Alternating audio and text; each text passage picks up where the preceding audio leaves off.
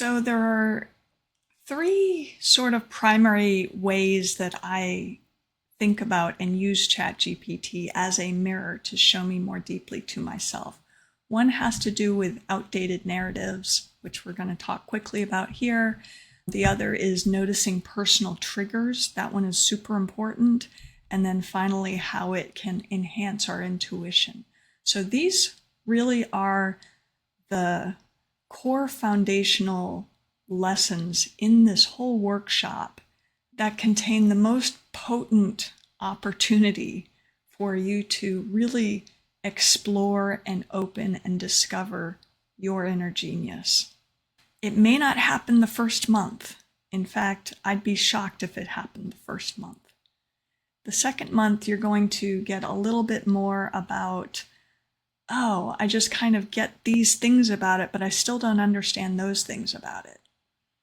And by month 3, somewhere around month 3, maybe month 4, if you're really applying yourself and you're doing this journey sincerely, showing up, doing some prompts, even if they don't make sense, just having the conversations anyway, at a certain point, you're going to notice, oh, this is what she's been telling me to do.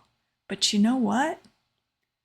I wonder if I tried this instead, what that might be like. That right there is your inner genius. Look for that, listen for that, tune into that energetically, and notice when that happens. Once it happens once, now you know kind of what that feels like and where to look for it. It's not going to necessarily lock in the first time. You're going to have to revisit it again and find it again and find it again. But over time, you're going to get stuck less often and stay stuck for shorter amounts of time. So take what I have to share here with a little bit of a grain of salt. Really take it seriously in one sense to do the work and just trust me and trust this systematic process that I have developed. But also don't take it so super seriously that you think my word is gospel here, because it's not. My word is just a scaffolding that I'm letting you climb so that at a certain point you're going to find where your ladder picks up and you can make that transition and stand in your own inner genius. So let's talk quickly about these outdated narratives. The concept here is that ChatGPT can serve as a mirror, reflecting back our words and ideas. And in doing so, it can reveal areas where we may not fully be recognizing our strengths or where we might be adhering to some outdated beliefs. The key points here are some positive reinforcement. ChatGPT can highlight our strengths and positive aspects of our ideas that we don't always give ourselves credit for, and this will boost our confidence. It also provides us with unbiased perspectives. So if we're having a challenge and we're really stuck in some sort of negative framework, it can help us challenge our negative self-perceptions by providing us neutral, fact-based feedback. And the final key point is this narrative identification. By looking at ChatGPT's responses, we can start to identify recurring themes or narratives that might be holding us back.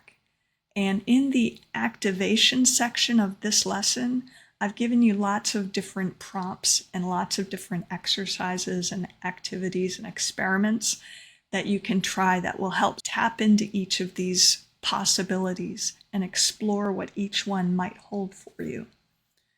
I did also give a couple of examples right in this lesson. We talked about this in level 2.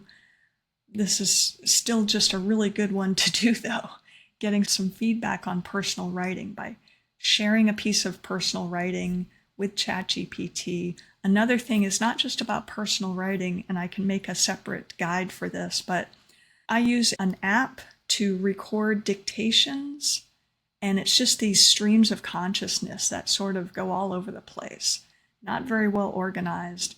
And by the end of it, I'm not even sure what I had said throughout that process.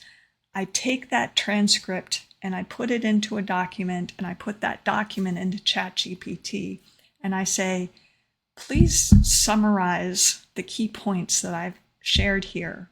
And I'll say, what are some interesting and insightful quotes?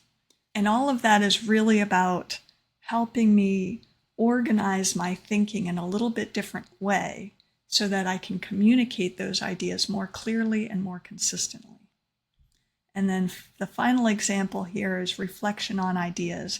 Ask ChatGPT for feedback on an idea, and that can reveal some of the positive aspects and certain potential that it might have that we might be underestimating. I do this all the time. I have an idea and I'm like, what about this? And it will bounce back to me. This is really great. Sometimes it will show me pieces of it that I hadn't even considered before. Highly recommend using it as a reflection tool for different ideas that you have. Thanks, and I will see you in the next video.